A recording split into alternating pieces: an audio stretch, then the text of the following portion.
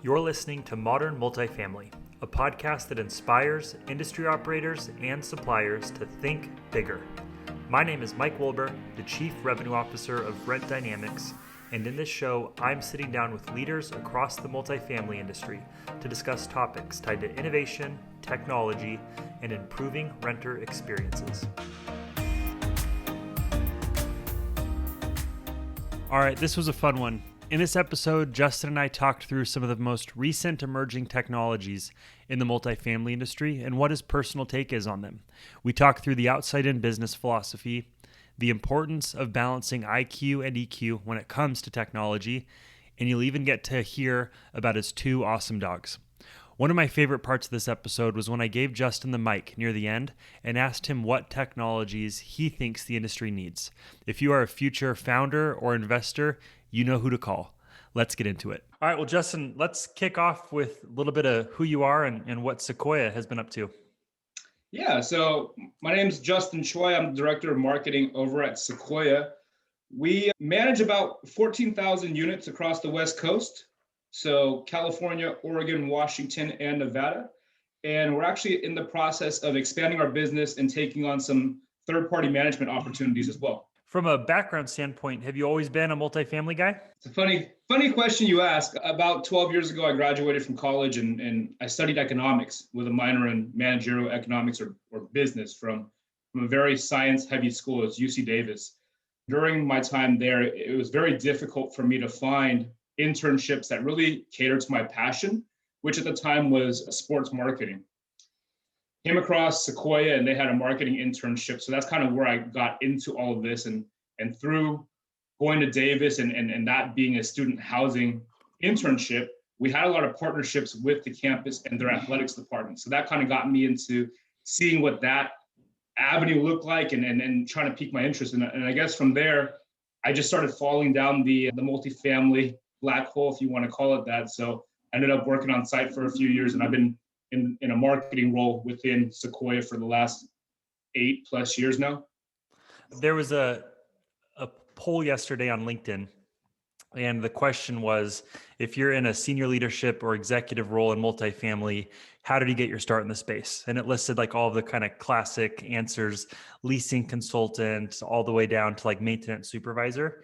And 500 responses, and over 450 of them said they started as a leasing agent. And I'm curious, as you think about the future of the industry, do you think it'll continue as that same trend of people being born and raised within the space? Or do you think you'll see more interest at your level in bringing people in from either other industries or other areas of the industry to bring in that fresh perspective? Yeah, I think we're already seeing it today, right? So there's a lot of executives, whether it's on the operations side or on the vendor side, where we're actually pulling talent from other industries. And I think that's fantastic. And you know, your background coming from Nike is one example of that, but it's a clear indicator that multifamily wants to break away from what many have said in the past as a slow adopter. And we're trying to look into these more innovative fields and bring those ideas and bring those talents over to our side and hopefully evolve how we perform and how we operate. I totally agree. Well, I think for today, we're going to have some fun. We're going to talk through some of the hotter topics, new technologies, new trends, or maybe past trends that are finally getting traction. Get your take. I'll probably weigh in a little bit. And I'm really excited to kind of talk through where the industry is going from a tech standpoint, but even like we just talked about from a personnel and kind of progression standpoint as well. So I'm really excited about it. Yeah, me too. Thanks for having me too. Yeah, so let's kick off. The first one I wanted to start with, Justin, is this conversation. I don't even totally know what to call it, but it's virtual or almost humanless leasing. We're seeing lots of technologies come in that have different value propositions of removing the necessity of the person on site and using technology to drive the experience. What's your take? Well, I think the pandemic over the last, 12, 13 months has really driven this and brought it to the forefront. For those that have been in the industry, know that this has been a conversation that many have talked about in the past, but just haven't necessarily taken a full dive into humanless or virtual leasing. In my opinion, I think there has to be a human component within this. And just thinking about my philosophy when it comes to sales and also what Sequoia thinks about it, there's a human component and it's relationship building, right? So many a times, I think marketers or salespeople are always focused on lead generation and getting these new leases. But what we fail to really think about is that's great, but how do we make sure that person stays there, becomes a brand ambassador, renews with us, and ultimately refers their friends? It's because of not just the product, but also the level of service. And I think that's where the human component comes in. So is there a place for virtual and humanless leasing? Yes. But does that mean that we remove the human aspect out of the entire leasing process? The answer is no. Have you guys found any success in leveraging any sort of technology to augment the leasing experience that's been specific, but also more importantly, valuable to you or to the resident? I think for me, first and foremost, is using automation within CRM. So lead management is one of those things. I mean, it's hard to tour someone and expect them to lease the same day. So how do you nurture that lead? Well, you understand what your customer wants, you understand how they want to be communicated with, and you have to understand when they want to be communicated with. So knowing that and picking and choosing when it's best to use automation only makes your sales team's jobs a little bit easier and more efficient. So that's probably the biggest thing I've seen. We are diving into self-guided tours and using smart locks and lock boxes and stuff like that as well. Now that most of the counties that we operate in are moving out of this, I guess, heavy enforcement of business and not allowing in-person business, opening back up to guided tours is seeing that prospects still want that. And I think as we continue down the path of normalcy, we'll still see guided tours as a big component of it. However, as self-service is something that many consumers are getting used to outside of the leasing environment, you're going to expect that customers will want this to some aspect. And it just depends on who you're dealing with. And for me, it's all about options and catering to that customer. I think that's a great take. The next one I'm curious about, Justin, is one that there's technology starting to enter the space that is helping make payments more flexible in terms of the timing, not the arbitrary first through the fifth, but giving the resident more flexibility through technology. I know Sequoia has some built-in business process to also already give flexibility to residents as a value of being a Sequoia resident. But what's your read and what's your take on the kind of conversation, if you will, of flexible rental payments, the value that creates to the resident, but also to you from a sticky factor? Absolutely. I think the approach that we take is what's called an outside in approach, right? So taking a look at the consumer's point of view, how all of our operations and policies affects them, and then we work back inwards. So knowing that and knowing what our customers are going through, especially again, talking about the pandemic, but aside from the pandemic, not everyone necessarily can pay rent on the first through the fifth every single month. People go through certain things in their life. It could be medical, it could be financial, it could be education, it could be a wide array of reasons why they can't necessarily pay within those first 5 days. So do you want to, what I would say, piss off a resident and say you can't pay later and potentially create a negative customer experience for them? Or do you say, hey, we're going to be a little more flexible in the way we collect rents. There are going to be certain stipulations or guidelines you need to follow, but hey, we're going to work with you as long as you can work with us, right? And I think that's the harmony that we really want to work with when we talk about building these relationships with our residents. It's not always black and white, and we understand there are hardships. You're the first person I've ever talked to in the space that's mentioned outside in. Is that something that Sequoia uses at large as a framework, or is that a Justin thing? I love hearing that. It's a Sequoia thing. And I would say about 4 years ago, the executive team was tasked with reading that book. Yeah. And that philosophy and understanding the importance of that philosophy and applying it back to what we do and why we do it. That's awesome. I mean, at the core of it, Mike, without our customers, we are nothing, right? Couldn't agree more. Okay, next one I'm curious about that we actually riffed on when we were getting ready for the pod a couple of weeks back is interactive site maps or site plans. Really, I mean, that the rich media that can now be created to really create a dynamic experience on web, on mobile, for someone to understand where the unit is in relation to key amenities, et cetera. I know you've got a strong opinion, but what's your take on how these fit in? Do they really create value? I know they're expensive, but I'm just curious what your take is. When we talk about technology, I think we'll put it out there right now because a lot of the audience is thinking, hey, you're talking about tech, it's going to cost money. So when it comes down to it, we need to look at what the ROI is. And sometimes for tech, it's enhancing that user experience, right? So think about avenues outside of, again, leasing apartments. You're going to go buy a concert ticket or a ticket to a sporting event. I'm pretty sure you can pick exactly in that venue where you want to sit and see the view from that seat. That's a good user experience. People are used to that. You go to rent an apartment, and many a times you don't have an interactive map or a site map. Instead, you have floor plans, and from there you have a list of available homes. But what's the view? What's the direction? What does it look like? And many times we don't know. I will give kudos to a lot of the vendors out there today that have an interactive site map, some of which are vendors that don't have a property management software and some that have a property management software.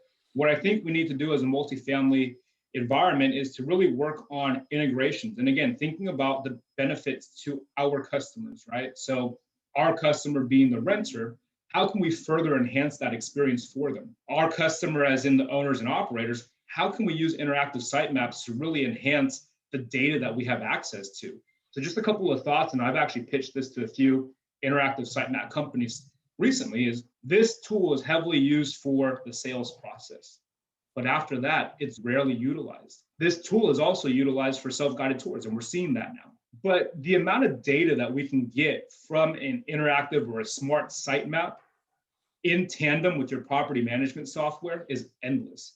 So think about it like this. You have a property and I don't know, for example, let's say you have a green loan, and part of that green loan is you have to have low flow toilets, low flow shower heads. Right now, there's not an easy way to track all of this. But what if you go on this site map and you click who's already had all this work done, and on the site map, every property or every unit, I should say, turns green. And then you can see from a high level which units are already done. Taking it a step further from an asset management standpoint, you can then filter out by specific work orders or major work orders, and you can identify if there's any trends that are happening with a specific building or a specific floor plan type. And then from an operations standpoint, we can then take a look at units that have the longest vacancy times or the ones that rent the fastest or the ones that get the highest premium. Right now, there's spreadsheets involved. Right now, we can pull data out of our property management software. And also, there's always the site teams that say, hey, this is by the dumpster. It should be cheaper. But how cool would it be if you look at a site map and you put in filters such as average time to lease and you color code it out. So let's call it red would be the units that take the longest to lease and green would be the least. And there you can see visually how that looks and look at trends. I think, again, there's a lot of opportunity with the site maps and hopefully there are vendors out there that are in that space and listen to this and get that light bulb going and saying, hey, there is opportunity. What can we do here? It's funny hearing you say that they're largely used for the sales process and then they go away. I am in the process of moving our family to Utah. Yep. We're building a house that's not going to be ready till September. So we're going to be living in a 3-bedroom apartment for 6 months. So we've been going through the leasing process right now. And I've got 2 littles. I've got a 4-year-old and a 2-year-old. So to me, like understanding where we are in relation to the parks and the pools, is there a kiddie pool? It's been a huge part of our evaluation.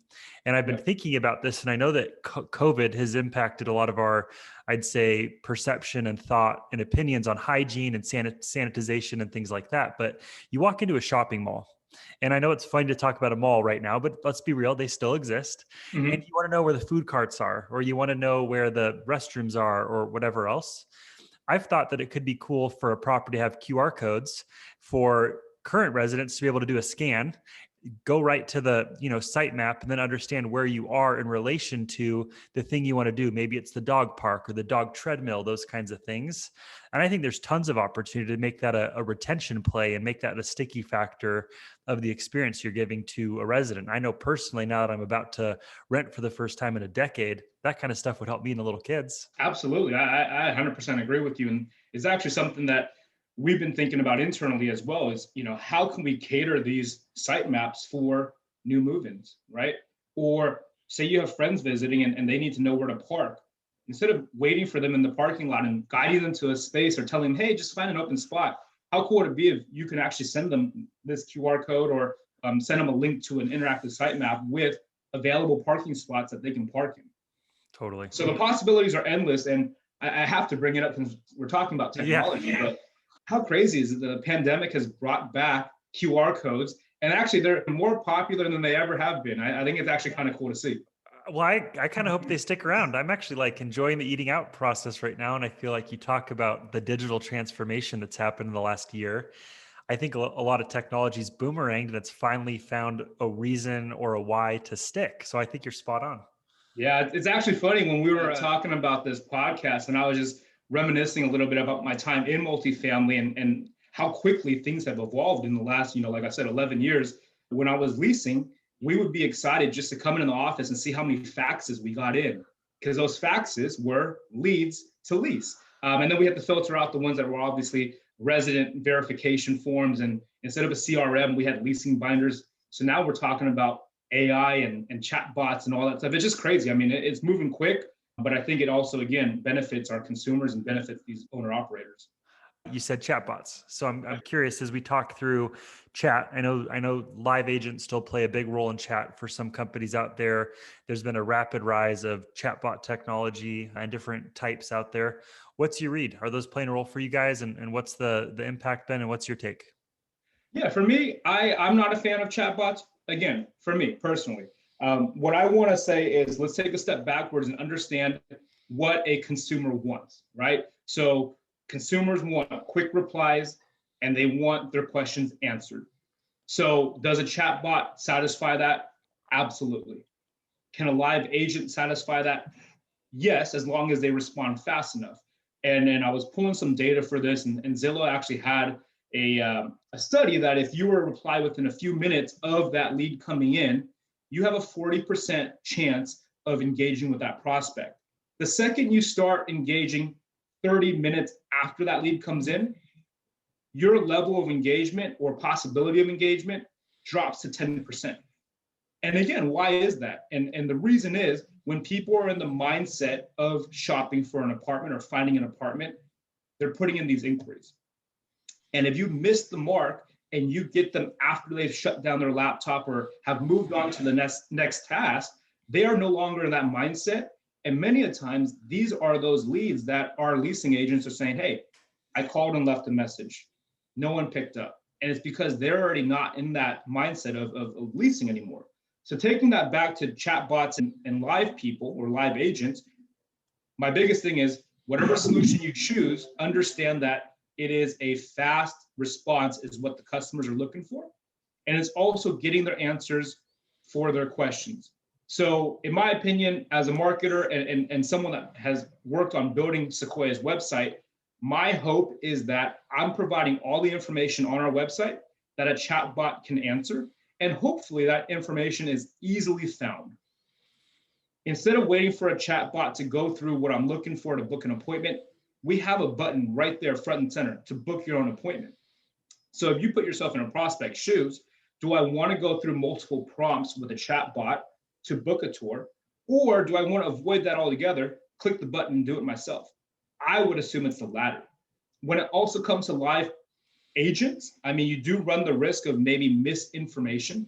But what AI does not provide is AI is very IQ savvy, but it's not EQ savvy, meaning emotional intelligence is a big part of this. You need to be able to relate to that customer. And that goes back to what you and I talked about at the very start of this podcast, which is there's a human component to this. And in my opinion, the chatbot can give you answers, but it can't answer those questions that might not be in line with that script.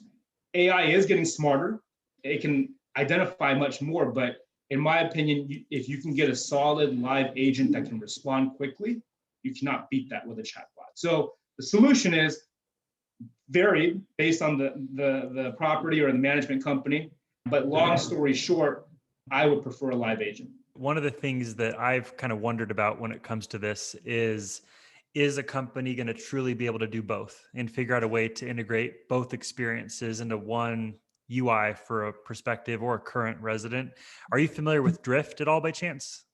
Personally, I'm not, but if you tell me a little bit about it, we can chat. So Drift is a company that started off doing chatbots, and they've since created a category that they call conversational marketing. And they've got all sorts of technologies now in their stack to use conversational to create a faster, but also more fun sales experience, really focused on B2B companies that are selling to businesses. And I've used them twice at two companies. And one of the things I like about their chatbot is that if you go onto a lot of the more progressive kind of hyper growth unicorn companies, like Gong is a good example. When you land on that website, you have a chat bot on the bottom right that says, "Hello, how can I help you?" But then if a salesperson is working and online, so say an SDR or an account executive, they can drop in at any point and say, "Hey, a real person is now here to help. How can I help you?"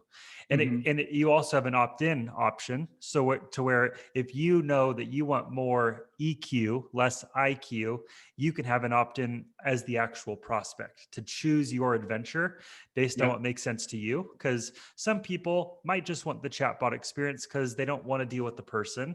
But some people, like you and I think might want more of that EQ, that empathy, that real life touch.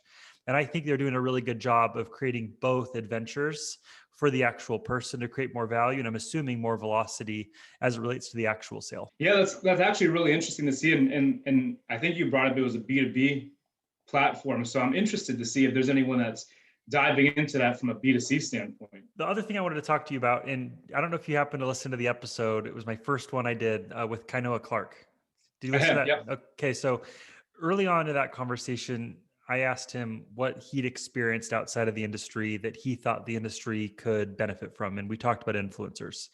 And we talked about it in two capacities. One was B2B, so companies like Rent Dynamics, how could we use influencers to, bring on more customers, turn our customers into advocates, but could properties leverage them too? And I'm curious what your take is on influencers as a topic generally, but also specifically as it relates to the capturing of new residents for your properties. Yeah, I think in that episode, he might have brought up Brad Bellflower, otherwise known as Jeff Goldblum. And that's probably the largest influencer within our space today. And has that helped the success of CoStar?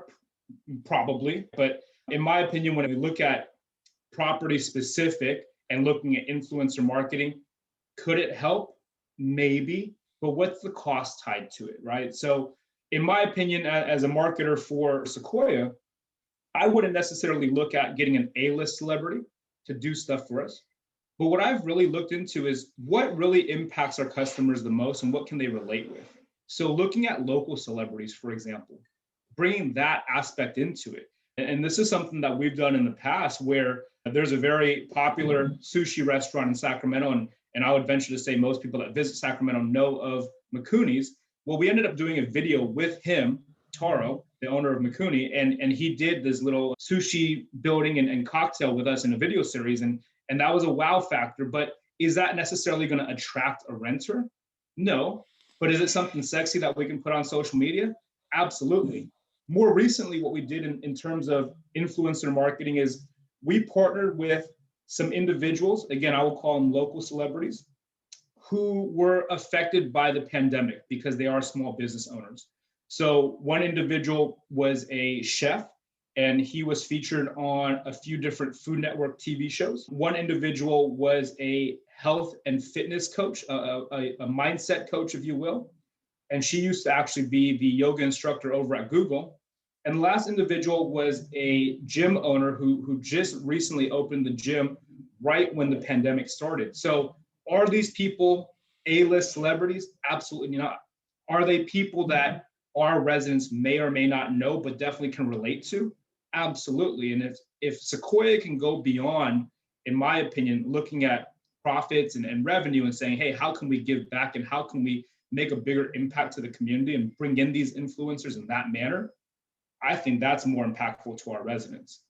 Well, plus you've probably got an impact to retention there, to where you're using your marketing to allocate not just towards net new leases, but also playing a role of, I call it the sticky factor, but impacting retention, whether that's directly measured or not. I have to assume there's a little bit of pizzazz that can come there that can at least have an impact to a resident wanting to stick around a little bit longer than they might have otherwise.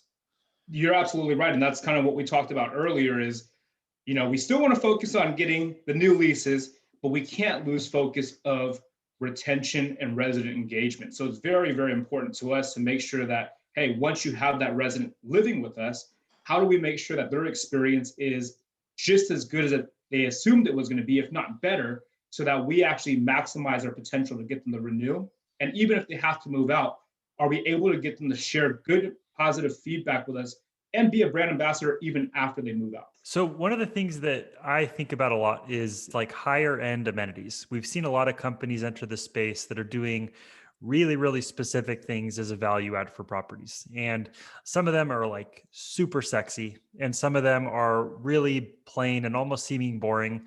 But I bet they drive arguably more impact to the resident than the super fun, vanity, flashy stuff. And I know you build in a lot of really unique experiences, being able to have an accent wall and things like that. But I'm really curious, and we'll probably dialogue here for a little bit, but just high end amenities, making sure they help in new sales, but in retention. What's your take on the impact this has had to your business?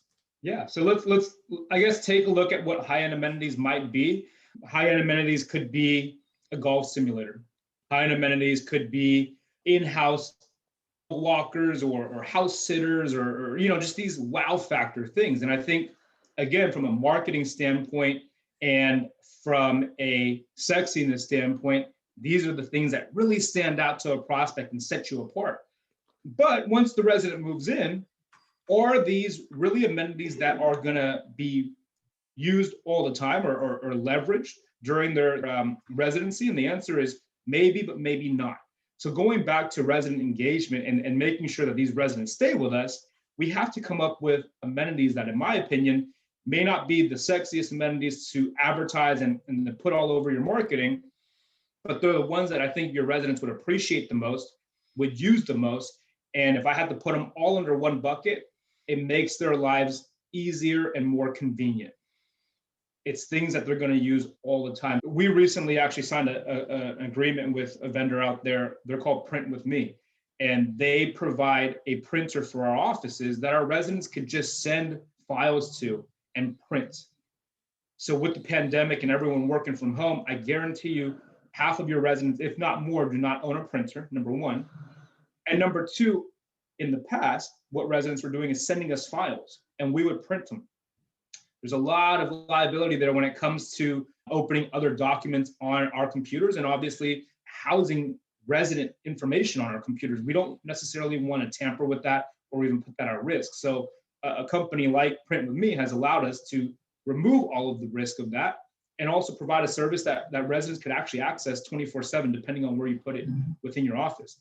That's, again, not the sexiest thing to advertise, but I guarantee you it's something that your residents would appreciate. So I like that idea.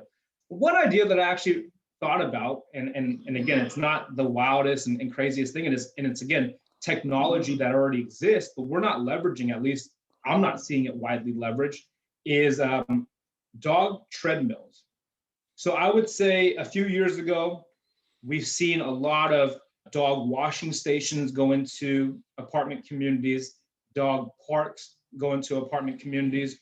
But let me ask you this, and as a dog owner myself, I would not put my dogs in a dog park. Number one, because I can't control the environment and I don't know who's bringing their dogs in.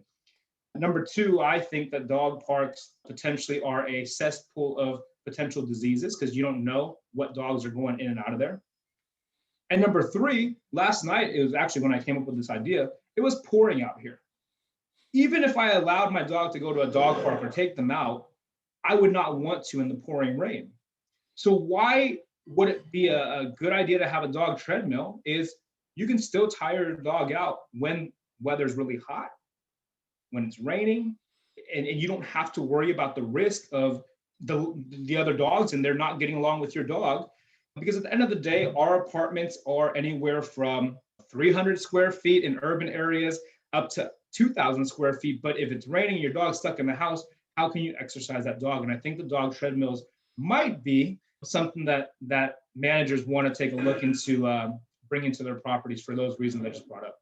I'm gonna have to Google that one. I haven't even I've heard of dog treadmills, but thinking about that now, we've got two dogs, a big one who's a Yeah, beast to clean. If he gets muddy, it's like a full-time job. yeah. And we got a little one who's white and she shows dirt like none other. And so on both ends of the spectrum, bad weather and like you already said, hot weather, those are really logical reasons I think to have a alternative so that your dog is getting the ample energy expenditure that they need, but also not keeping neighbors up at night because they're antsy and didn't have their needs met. That's cool. That's exactly right. And, a tired dog's a happy dog. So carpets aren't torn, they're not barking. In the long run, would make for happier neighbors and residents, I would say. So one of the things I'm just starting to dip my toes into this year, it's been a long goal of mine, is venture capital, starting to place some early stage investing and different growth companies. And for like the things that we haven't talked about today, Justin, like let's say you got a venture capitalist listening or someone who's chomping at the bit to found a company to go solve some massive problems in prop tech like dog treadmills. What are the things that we should talk about today? Are there any kind of things that at the tip of your tongue that you think the industry could benefit from a creation standpoint, or repurposing current technology to really make it stick? I just want to finish with some kind of insight for anyone listening on what next or what new could look like. Yeah, let me start off this conversation by framing it a little bit. In my eyes, we have a lot of people that are afraid of technology, and they think that once we start utilizing technology, it's going to wipe out the human workforce, right? And I don't think that's necessarily true. And then you have the other ones that are afraid of technology because of change management, and they're just stuck in their ways and they have a hard time adopting what's new. So knowing that, let's take an understanding of why we need technology. And it's, in my opinion, the harmonious balance between the human component and the technology. And what technology should do is it should make our jobs easier, more efficient, and hopefully more enjoyable, improve that customer experience, and improve the user experience. But where do we start? And again, taking that outside-in approach, we look at what our customers' main pain points are. Noise tends to be a big one, and I've seen on numerous reputation websites out there that some managers are saying, hey, you might have a complaint about noise, but that's apartment living. That's how things are.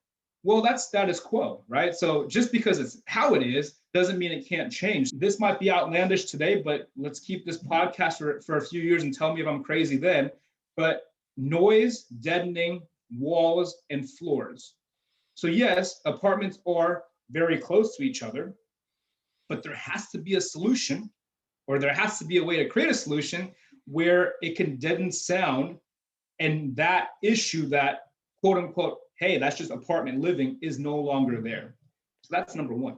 Love it. I think the other part of it is, again, taking experiences that our customers have outside of the industry and applying it back in. So recently I was playing around building a car on Audi's website. And what I thought was really neat about it is, they have a bunch of different models, they have a bunch of specs and packages and all this. It gets very overwhelming as a consumer, especially when you're not a product expert. However, what I was able to do was pick kind of the size of car I want, pick the color, go through the list of specs. And all the while I was picking this, we had a interactive image of the car getting built to showcase what it's going to look like. I have yet to see this within our space. And instead, what we talked about earlier with a lot of online leasing platforms, it's, hey, you have all these different floor plans, and we expect a prospect to understand what all that means. And it's very difficult for them to do that. And then many a times we then need to rely on an on-site team member to guide them through the process. Well, thinking about self-service, how can we make that a little bit easier and narrow down the search? I've also noticed that a lot of new construction buildings have 20 plus floor plans. I mean, that's overwhelming for not just the site team, but for a consumer. So how cool would it be if you could select how many rooms you want? You can select cabinet colors, countertops, floors, whatever it might be, and it specs out a list based on your preferences of highest match down to lowest match of availability. And if nothing really comes to a good match, a button to join the wait list. And that then triggers into the CRM. It's now up to your site team to do what they want. But again, makes that process a little more customizable, makes it more seamless for them. We talked about expanding the abilities of interactive site maps, so I won't harp on that. But one solution that I do want to talk about is packages. And this is, again, another common issue that we're seeing, whether it's in online reviews or we're talking in different industry webinars or conferences. It's how much time our team members are still taking managing the packages. And yes, there's package solutions out there today and they work, whether it's a locker or a room. But I would challenge those out there to truly identify, like, there are still some areas of opportunity, and what can we do in that space to further improve the package process, not just for our residents, but also for our team members that work on site. And a wild one out there, just piggybacking on what Amazon teased a couple of years ago, but drone package delivery and leveraging drones for that. So there's that. The last one I'll talk about though, Mike, is really out there. But again, it goes back to, our team members are only working 8 hours a day. Many of them are putting in overtime. How do we manage what's being asked of them, and also what expectations are from residents? And the number one thing, especially with residents being home more now, is how the property looks and the curb appeal. Also, with residents being home more, there's a lot more traffic during the day. And with that comes a lot more wear and tear or trash being around the property. With AI and bots right now, there's a ability to sense certain things and to take action on it. An AI bot that can sense trash and also walk make-ready units can accomplish two things. Number one, we identify problems and we can act on it very quickly. And number two, anytime you have AI collecting data, we have reports. And with that availability of reports, I think it provides training opportunities if we can see trends of commonly missed areas, whether it comes to curb appeal or it comes to the make ready of units. So that'll be my last one for those VCs out there. Hearing that last one, I almost think we could do a whole episode on that, like diving really deep into how you define and use that. I'd never even thought about that, having a picture of what good looks like. So if it detects something that is out of order, whether that's trash on the ground or maybe even notifying for maintenance, for proactively letting them know when it's time for like landscaping. That's a really cool way to think about driving those 5-star reviews, that cleanliness and maintenance is like top tier at your property. Well, it's crazy. And everyone that's going to listen to this is probably going to think, like, why is Justin always talking about dogs? Because it's another dog example. But it's funny because my dog trainer actually recently brought to my attention a AI robot. It's called Companion, and it hasn't released yet, but it's on the way of coming out. So basically what this robot does is it has an AI sensor that will watch your dog and watch its behavior. So it might tell your dog to sit, and based on the AI in it, it can determine the head of the dog and the direction it's facing, and also has its butt hit the ground. Based on that, it'll show you on the AI data if it's 60% close to doing it, 80%, 90%.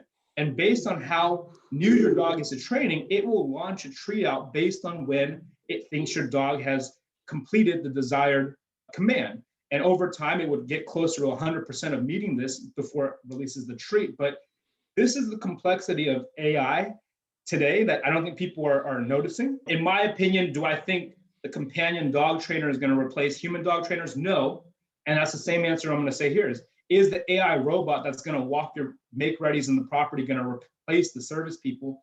And the answer is no. But is it going to be a supplement, or is it going to be something that could potentially, again, make our lives easier, enjoyable, and efficient? Yes. Now it just depends on how we want to integrate that within our day-to-day. You've said it the whole episode. It's also finding that balance of IQ and EQ. And I think continuing to strike that balance with tech and people so that it can prop us up, not wear us down. I think that's the holy grail. That's absolutely right. Yep. So let's finish with 2 questions. I've got these 2 stoic German Shepherds looking at me for the last 35 minutes. I'd love for you to introduce your dogs. Yeah, absolutely. So I have Tucker. Tucker is going to turn 11 in May. And then I have Jet, who just turned 3 in March. Which one's which, looking at the colors? Jet's the black sable, and then Tucker's the black and red. Oh, I love it. They're handsome. And then last one for me, this is more of a personal curiosity that's actually turned into a ritual. Have you streamed or Netflixed anything lately that's been kind of binge worthy or that's captured your attention? I'm always looking to add to the list with travel. I had a feeling you were going to ask me this question. And the answer is I have Netflix. I rarely use it. In fact, I probably let my friends leech off of the logins more than anything else. But what I will say is the last show that I watched was not on Netflix, but it was on ABC, and it was called Big Sky. I really like the show. It's season 1 just ended, and season 2, I think, is picking up next month.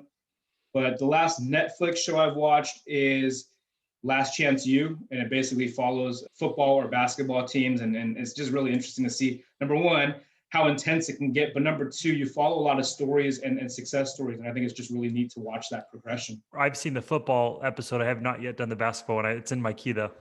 There you go. Check it out. Hey, so if a venture capitalist, an inventor, or a listener wants to get in touch with Justin, what's the best way for someone to reach out to you? Yeah, LinkedIn's going to be the easiest way. You can just look me up, Justin Choi, or I think I made a short handle. It's linkedin.com/JL Choi. Ooh, I like that. I wonder if I can customize mine. I'm sure you can. If not, I'll help you out. Okay. Thanks again, Justin. Thanks, Mike.